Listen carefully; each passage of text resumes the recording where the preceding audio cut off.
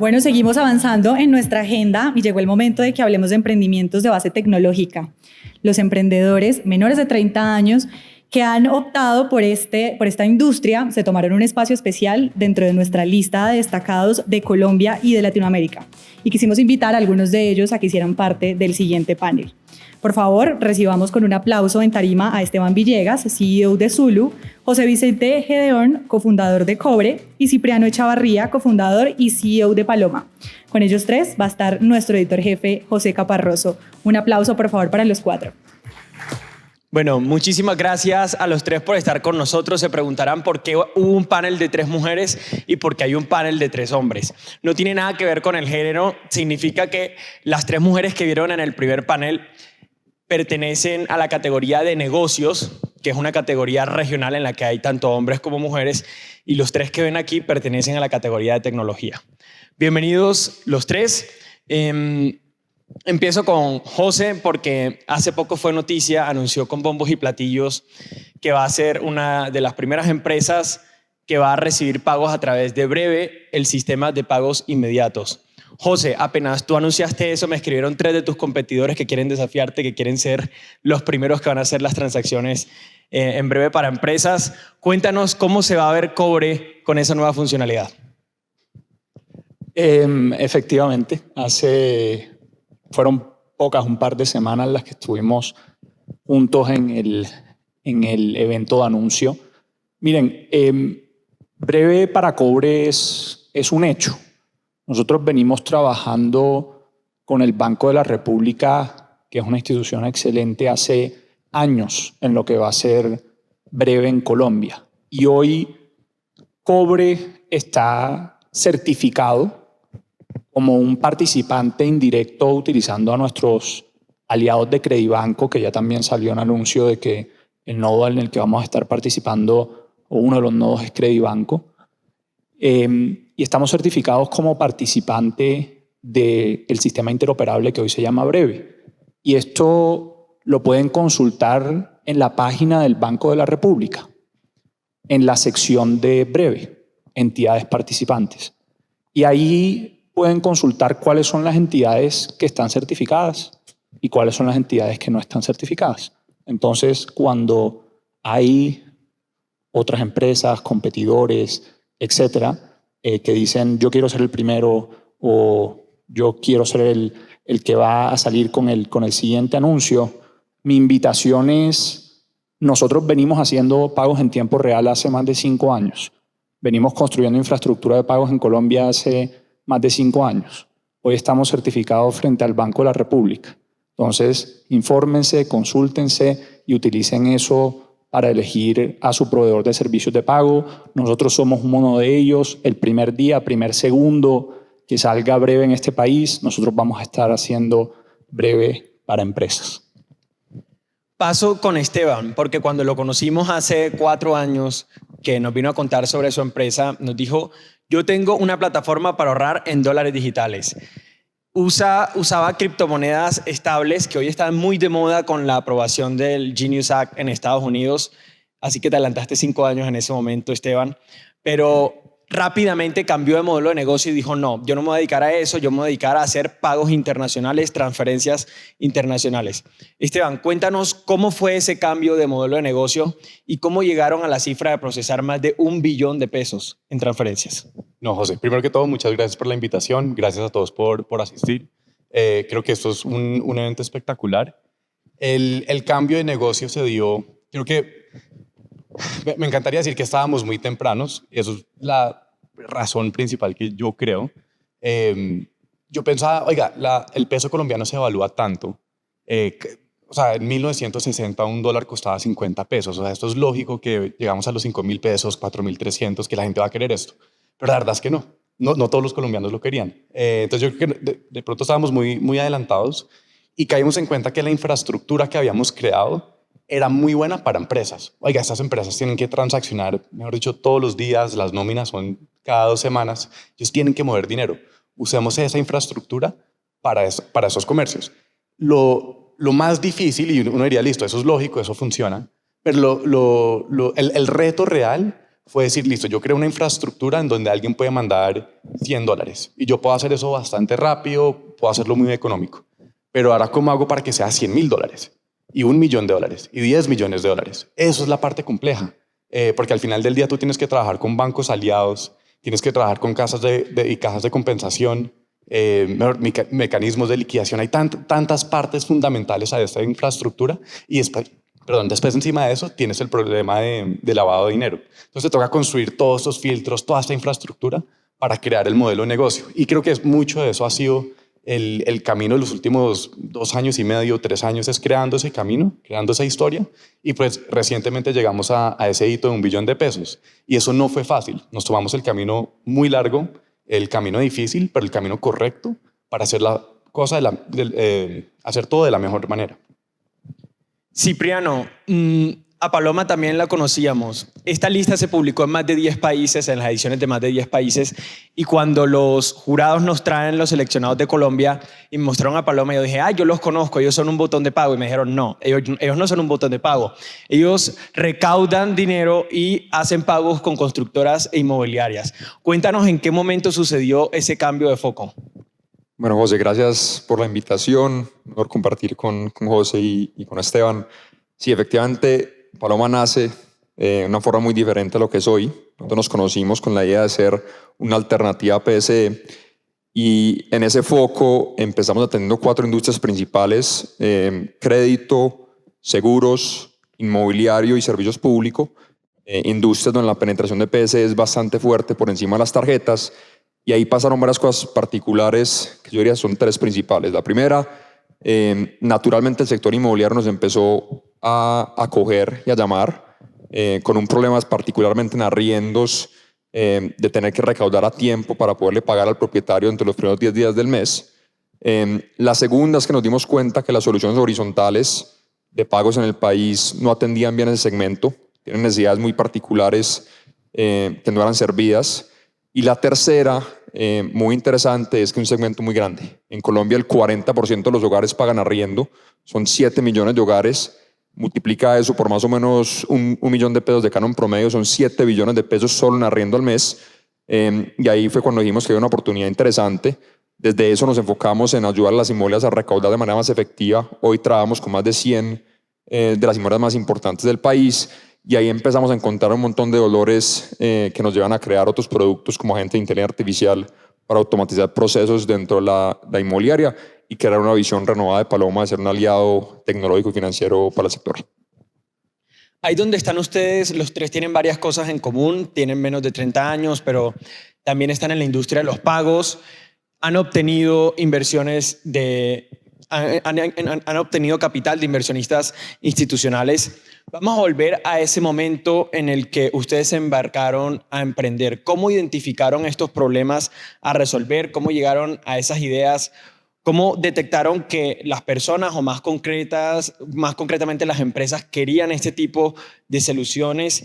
¿Y qué tipo de creencias tenían al principio? Empecemos con Esteban. Esteban, tú antes de fundar Zulu trabajaste en UBS y en 30, que también es una fintech, pero además eres miembro de la junta directiva de Colombia Fintech, que es el gremio que agrupa a las empresas fintech en Colombia. Sí, pues la idea realmente nació trabajando en UBS. Hacíamos gestión patrimonial en Colombia. Para los que no conocen el banco, abrir una cuenta en este banco fácilmente requiere $5 o $10 millones para aperturarla en Suiza, y te dan una cuenta multimoneda. Sí, tú puedes tener francos suizos, libras esterlinas, 30 monedas en un hub central en Zúrich. Pero obviamente el costo de la apertura son $10 millones. Entonces la idea empezamos a pensar cómo hacemos para democratizar esto. ¿Sí? Es lo mismo que Viva Colombia permitió a una persona viajar desde Bogotá a Medellín por $50.000. ¿Cómo hacemos eso en Colombia para las personas que quieren ahorrar y pues participar en un mundo globalizado? Y ahí es donde entendimos que las stablecoins eran el mejor camino a hacerlo. Ahora, hoy en día no necesariamente creo fielmente en eso. Creo que la tecnología que tienen los bancos es muy buena, simplemente es que hay que enseñarles el mecanismo correcto para ofrecerles esos productos a los clientes. Me habías preguntado 2 cosas. Esa es la primera. La segunda es... Sí, ¿qué creencias equivocadas tenías al principio? Ya nos acabas de decir que... Sí, definitivamente estábamos muy tempranos, y creo que respondiendo por qué nos tocó cambiar de B2C a B2B, Nosotros decíamos, oiga, en México tú tienes cuentas en dólares, en Perú tú tienes cuentas en dólares, en Chile, en muchos lugares eso se puede hacer, pero en Colombia está prohibido, no se pueden las cuentas multidivisa. Entonces uno decía, oiga, es que lógicamente si yo le ofrezco esto al cliente, la gente es como pan caliente, se va a vender inmediatamente. Pero curiosamente, por el usuario no estar acostumbrado a que ese producto exista, les genera más miedo que se les alumbren los ojos. Entonces uno les decía, oiga, te doy una cuenta en dólares completamente protegida, yo ni siquiera intermedio tu dinero, no lo presto. Y los usuarios decían, uy, pero ni idea, no sé, eso nunca lo he oído en Colombia, eso no existe, ¿eso qué es? Entonces creo que romper esa barrera mental fue algo que dijimos, eso no es mi batalla, se la dejo a otros competidores y me voy por otro camino. José, tú venías de trabajar en McKinsey, en la firma de consultoría, también trabajaste en Hoyo, que era una startup de hospitalidad, y bueno, trabajaste de la mano con un fondo de inversión que no podemos mencionar, pero que tú y yo sabemos cuál es. Cuéntanos por qué te decidiste a emprender con Cobre. Yo muy temprano en mi carrera en la universidad me leí una tesis sobre una compañía de pagos en Kenia que se llama M-Pesa. M-Pesa se puede decir que es el predecesor a cualquier compañía de mobile money en el mundo. Venmo, Zelle, Cash App, Paytm, Gcash, cualquiera de estas compañías, parte de su inspiración viene de M-Pesa. Hace más de 15 años, Vodafone en Kenia, la empresa de telefonía, le permitió a los kenianos enviarse dinero por mensaje de texto. Yo no sé si aquí se acuerdan cuando uno en el celular Nokia hundía asterisco 123 y le salía un menú y podía jugar uno la serpiente y etcétera. Bueno, ahí había una opción que decía enviar dinero. Y la gente se enviaba dinero por mensaje de texto y la manera como la gente sacaba el dinero de M-Pesa era que iba a esas personas que se paraban en los semáforos a vender SIM cards. Y esa gente era llena de efectivo. Entonces le enviaban dinero a través de M-Pesa y así sacaban el efectivo. Así uno también se da cuenta las similitudes que hay entre un país como Kenia y un país como Colombia. Y yo me enamoré de esa idea. Yo me enamoré de cómo una infraestructura de pagos en tiempo real podía cambiar la vida de millones de personas y de millones de empresas pues, en el futuro. Y me vine para Colombia varias veces a tratar de montar M-Pesa en Colombia. Incluso si consultan la razón social de nuestra empresa, que es Pexto, viene de peso y texto. Eso era un poco lo que yo quería montar. Y rápidamente, yo creo que similar a Esteban, me di cuenta que los bancos en Colombia tenían muy buenas soluciones. Existía DaviPlata, Nequi, pues no había una necesidad para esto y pues yo era un niño de 18 años y quería ir a hablar con Claro y con Movistar sobre utilizar su infraestructura para hacer pagos. Rápidamente me di cuenta que eso no se podía hacer. Pero lo que rescaté de todo esto fue precisamente esta idea del potencial impacto de una infraestructura de pagos en tiempo real. Y me di cuenta que en Colombia y en muchos países de Latinoamérica en ese entonces, nadie estaba construyendo para empresas. Y las empresas tenían igual necesidades que las personas, como bien estaba diciendo Esteban, de pagar en tiempo real y de pagar altos montos, lo cual lo vuelve aún más complejo. Y por eso hace 5 años, en plena pandemia, decidí pues, dejar mi empleo en México y mudarme a Colombia a empezar lo que hoy es Cobre. Porque yo creía fielmente que la pandemia iba a ser un catalizador, que lo fue, para que las empresas adoptaran soluciones de pago digitales. Y eso era lo que iba a permitir que el negocio pues, saliera adelante. Muchísimos errores adicionales sobre el camino, pero esa es la historia breve. Sí, Cipriano, tú antes de lanzarte a crear Paloma, que hay que mencionarlo, pasó por Y Combinator, la aceleradora de startups más importante del mundo. Trabajaste en Morgan Stanley y también trabajaste en Nu. Fuiste uno de los primeros empleados de Nu en Colombia. ¿Por qué te lanzaste a emprender? Sí, pues la idea inicial de Paloma viene de un dolor que sentimos en Nubank.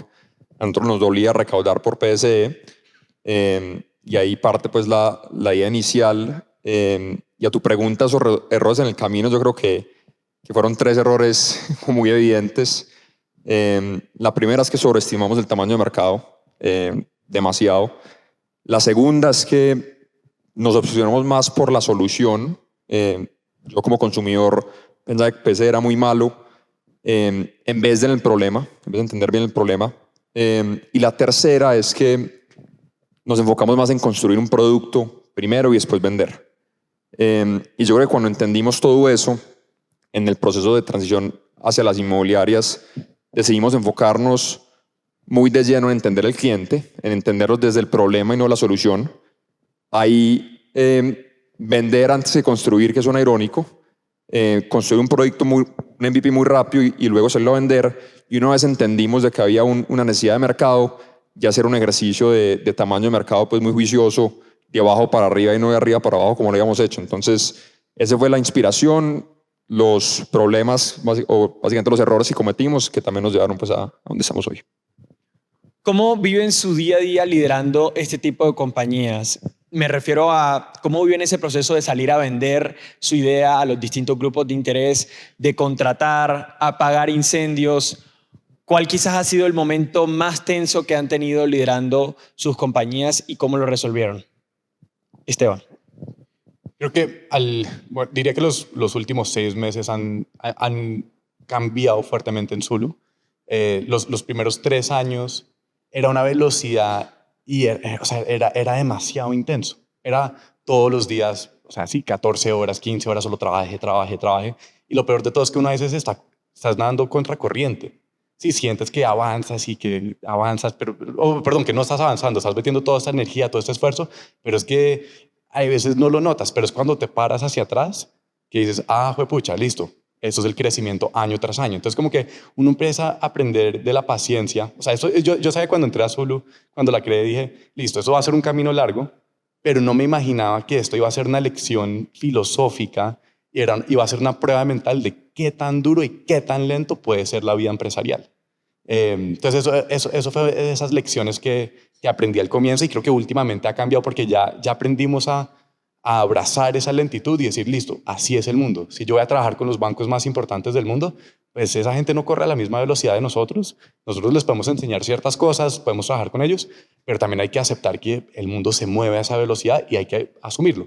Y en el momento que empezamos a hacer ese cambio en nuestro mindset, nos empezamos a sentir más tranquilos. Oiga, listo, vamos por el camino correcto, así es, estamos cumpliendo los milestones tal cual como los habíamos planteado, no tenemos por qué apurar un proyecto que se va a demorar 2 meses, tener que lograrlo en 2 días. Sí, eso no va a pasar con uno de los bancos más grandes del mundo, eso no es factible. Entonces yo creo que eso es como filosóficamente cómo ha cambiado el estilo de trabajo. Y creo que uno de los momentos más difíciles, y pues la verdad es que nunca he sido como muy público con esto y es como bastante privado, pero creo que es chévere compartirlo y es una buena experiencia. Es una vez que después de 1 año de crear Zulu, tuve una confrontación muy fuerte con uno de los primeros empleados y eso se generó como una tensión en donde casi lleva a mi propio despido de la compañía. Y uno dice, oiga, ¿cómo el cofundador de una empresa puede ser despedido de su propia empresa? Este man es el dueño del chuzo, tiene las acciones, ¿cómo lo despiden? Pero es que sí puede pasar y ha pasado y se pueden montar muchas estructuras para controlar una compañía. Pero fue una lección y un momento de aprendizaje de decir, oiga, yo realmente, y cuando superé la batalla dije, oiga, yo realmente le estoy apostando esto para el resto de mi vida. Yo quiero hacer otros proyectos y hay otras vainas que quiero hacer, pero realmente esto no es un hobby de 5 años ni de 3 años. Esta vaina van a ser 20 años, 30 años, toca meterle muy duro. Vamos a poner todo nuestro capital, todas nuestras conexiones, toda nuestra energía, nuestras familias van a hacer sacrificios.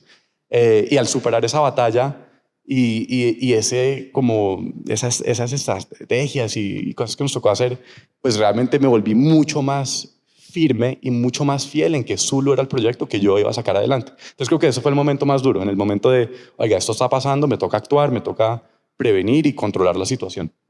José, ¿cómo es ese día a día y cuál fue el más tenso? Creo que una de las lecciones más difíciles, por lo menos que yo he aprendido en esta aventura de construir una empresa, es que hay problemas y dificultades que uno no controla. Y por mucho que uno quiera trabajar duro a las 14 horas de de Esteban, hay problemas que uno no controla. Y me pasó con un caso que yo creo que muchas personas aquí deben de conocer.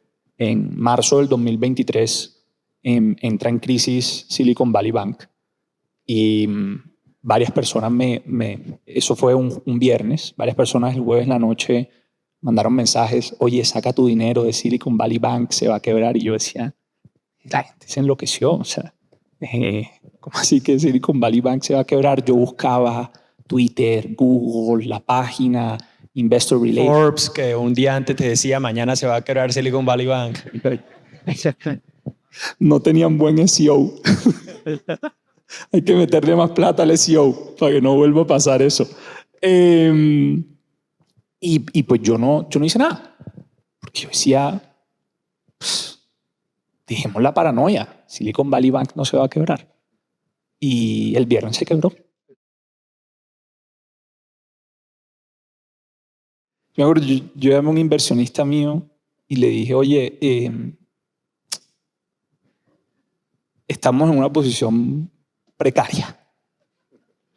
Tenemos un problema grande. No saqué la plata de Silicon Valley Bank. Y yo creo que ese fue el peor fin de semana que he pasado en esta empresa, pero sin duda. Estamos hablando de millones de dólares. Sí. No eran tuyos tampoco. Bueno, sí. En parte sí son míos, porque yo soy dueño de un porcentaje de la empresa. Entonces me dolía, ¿no? O sea, millones de dólares. Pero más que eso era que se iba a acabar realmente nuestra empresa porque yo no hice un wire transfer. O sea, yo no entré el jueves a las 8 de la noche y puse una solicitud para hacer un wire transfer. Yo decía, no puedo ser tan tonto en la vida. Tanta vaina que he hecho para que las cosas salgan bien, para que la empresa se acabe con un wire transfer. Millones de dólares, decenas, para poner las palabras claras. Y ese fue el peor fin de semana, ya lo dije.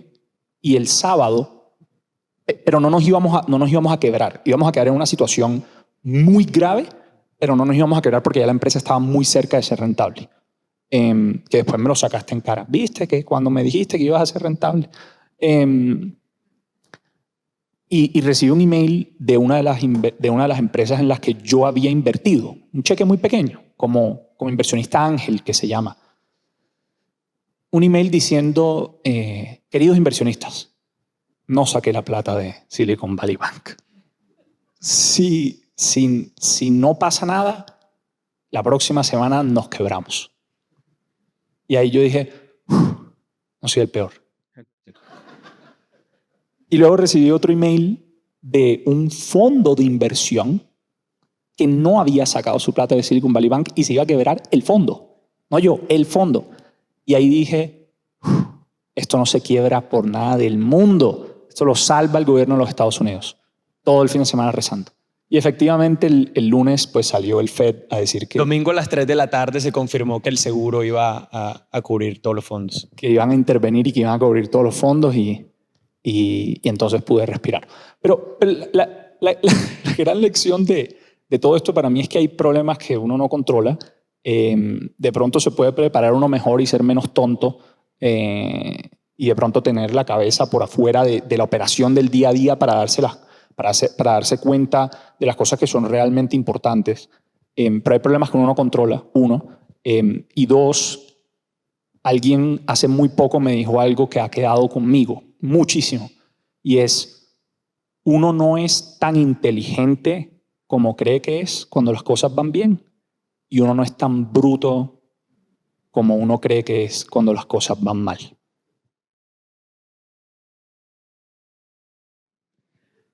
Cipriano, ¿cómo ha sido tu experiencia liderando en el día a día y tu momento de tensión que tuviste que resolver?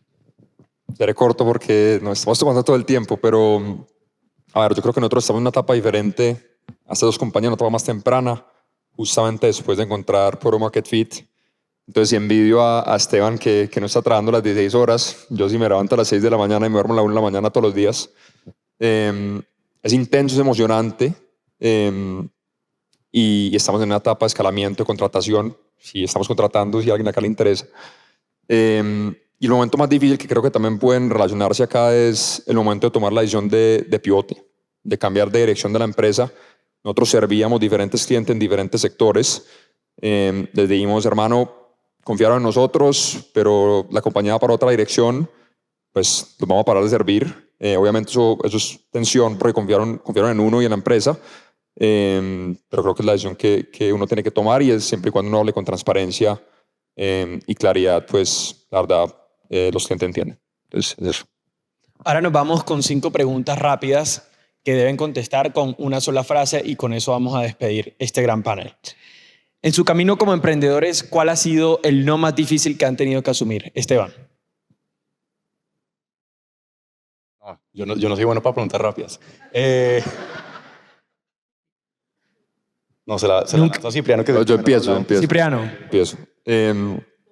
Más que un no que recibimos, es decir no a oportunidades. Hay muchas oportunidades, uno puede hacer todo. José. Un candidato que uno quiere con todas las ganas del mundo que se una a la empresa y le dice a uno que no. Esteban. Ya la tengo.